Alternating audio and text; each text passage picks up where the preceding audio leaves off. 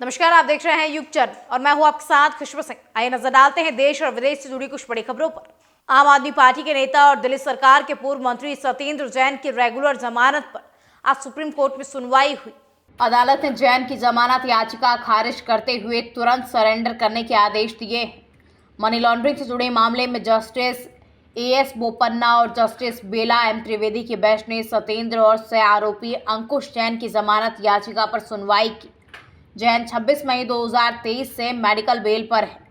25 सितंबर को कोर्ट ने सत्येंद्र की अंतरिम जमानत को 9 अक्टूबर तक बढ़ाया था। पिछली सुनवाई में कहा गया था कि उनके वकील अभिषेक मनु सिंघवी जरूरी काम के चलते कोर्ट में पेश नहीं हो पाएंगे। ऐसे में कोर्ट ने मेडिकल ग्राउंड पर अंतरिम जमानत बढ़ा दी थी। ईडी ने सत्येंद्र जैन को दिल्ली शराब नीति घोटाले में मनी लॉन्ड्रिंग के मामले को लेकर 30 मई 2022 को गिरफ्तार किया था। ईडी ने आरोप लगाया था कि उन्होंने उनसे जुड़ी 4 कंपनियों के जरिए मनी लॉन्ड्रिंग की है। अजमेर के मदार रेलवे स्टेशन के पास बड़ा हादसा हुआ है। 12-548 साबरमती आगरा कैंट एक्सप्रेस के साथ यह हादसा हुआ। एक ही ट्रैक पर मालगाड़ी से पैसेंजर ट्रेन की भीषण टक्कर हो गई।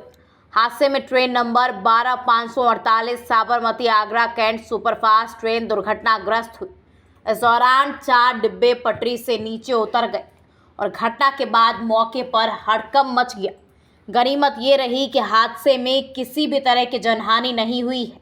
हादसे के बाद उत्तर पश्चिम रेलवे ने 5 ट्रेनों को रद्द कर दिया, जिसमें गाड़ी संख्या 12065 अजमेर दिल्ली सराय रोहिल्ला, गाड़ी संख्या 22987 अजमेर आगरा फोर्ट, गाड़ी संख्या 09605 अजमेर गंगापुर सिटी, गाड़ी संख्या 09639 अजमेर रेवाड़ी और गाड़ी संख्या 19735 जयपुर मारवाड़ ट्रेन को रद्द किया गया है। चुनावी बॉन्ड की जानकारी सामने आने के बाद राजनीतिक आरोप प्रत्यारोप का दौर जारी है।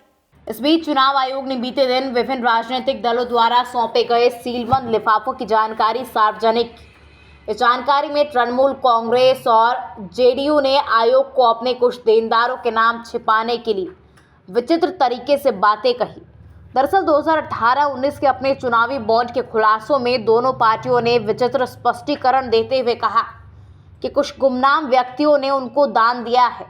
बंगाल की सीएम ममता बनर्जी की पार्टी टीएमसी ने कहा कि किसी ने कोलकाता में हमारे ऑफिस में सीलबंद चुनावी बॉन्ड रख दिए, जिसका हमें कुछ पता ही नहीं था। ऐसी ही बातें नीतीश कुमार की पार्टी जेडीयू भी कही। उनके पटना ऑफिस में कौन चुनावी बॉन्ड रख गया, उन्हें नहीं पता। हालांकि जेडीयू ने अप्रैल 2019 में मिले 13 करोड़ में से 3 करोड़ रुपए के दानदाताओं की पहचान का खुलासा किया, लेकिन टीएमसी ने किसी दानदाताओं की पहचान का खुलासा नहीं किया, जिन्होंने 16 जुलाई 2018 और 22 मई 2019 के बीच पार्टी को चुनावी बॉन्ड से लगभग 75 करोड़ रुपए का दान दिया था। चुनावी बॉन्ड पर हुई ताज़ा सुनवाई में आज सुप्रीम कोर्ट ने एसबीआई को फटकार लगाई है। कोर्ट ने सुनवाई में कहा कि उसने एसबीआई से चुनावी बॉन्ड से संबंधित सभी जानकारी का खुलासा करने को कहा था, जिसमें चुनावी बॉन्ड नंबर भी शामिल थे।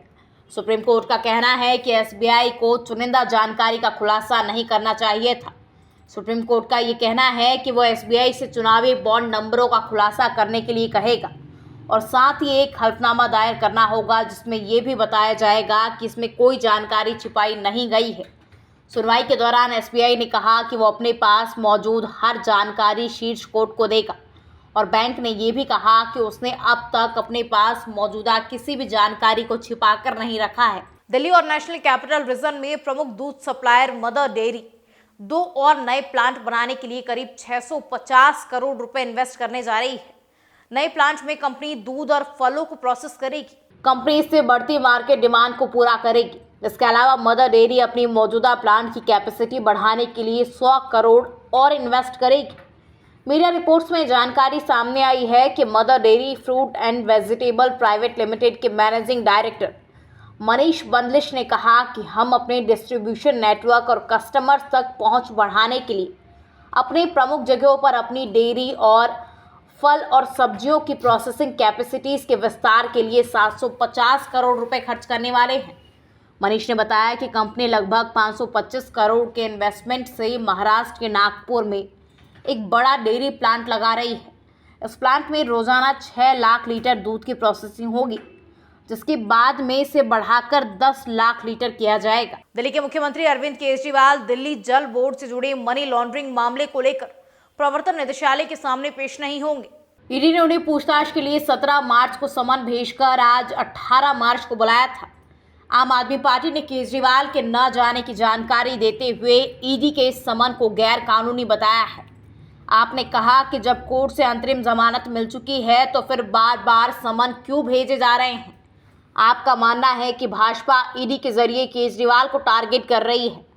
दरअसल सीबीआई ने जुलाई 2022 में बोर्ड की टेंडर प्रोसेस में भ्रष्टाचार और रिश्वतखोरी के मामले में एफआईआर दर्ज की थी। सीबीआई के एफआईआर को आधार बनाकर ईडी ने दिल्ली जल बोर्ड की टेंडर प्रक्रिया में अनियमितताओं को 2 अलग-अलग मामलों की जांच शुरू की थी। भारत के विदेश मंत्री एस जयशंकर ने भारत के इतिहास को लेकर अमेरिका की समझ पर सवाल उठाए हैं। सीएए पर अमेरिका के बयान को लेकर जयशंकर ने कहा, ये टिप्पणी सीएए को समझे बिना की गई है। कानून का मकसद भारत के विभाजन के दौरान पैदा हुई समस्याओं का हल निकालना है। मीडिया रिपोर्ट्स के मुताबिक विदेश मंत्री ने कहा कि अमेरिका के लोकतंत्र की खामियां या उसके वसूलों पर मैं सवाल नहीं उठा रहा हूं। मैं हमारे इतिहास के बारे में उनकी समझ पर सवाल उठा रहा हूं। अगर आप दुनिया के कई हिस्सों से दिए जा रहे बयानों को सुनेंगे तो ऐसा लगता है जैसे भारत का विभाजन कभी हुआ ही नहीं है, जैसे देश में कभी इसकी वजह से कोई ऐसी समस्या नहीं थी जिसका सीएए ने हल दिया है। मीडिया रिपोर्ट्स में ये भी बताया गया कि भारत में मौजूद अमेरिकी राजदूत एरिक गॉर्सेटी भी शामिल हुए। उन्होंने कहा कि अमेरिका कभी भी अपने सिद्धांतों को नहीं छोड़ेगा। धार्मिक आज़ादी और समानता लोकतंत्र की आधारशिला है। अमेरिका सीएए को लेकर चिंतित था और इसे लागू करने के तरीके पर नज़र रखे हुए था। गार्सेटी के बयान पर जयशंकर ने कहा कि आप एक समस्या ढूंढते हैं और उसके पीछे की वजह उसके इतिहास को हटा देते हैं, फिर उस पर राजनीतिक तर्क दिया जाता है और इसे सिद्धांत बताया जाता है। हमारे पास भी सिद्धांत हैं। इनमें से एक है कि उन लोगों की तरफ हमारी जिम्मेदारी जिन्हें विभाजन के समय परेशानियां झेलनी पड़ी थी। राष्ट्रपति चुनाव में जीत के बाद व्लादिमीर पुतिन ने प्रेस कॉन्फ्रेंस में नवलनी की मौत पर चुप्पी तोड़ी। उन्होंने पहली बार अपने सबसे बड़े विरोधी एलेक्सी नवलनी की मौत पर बात की। कहा, उनकी मौत दुख की बात है।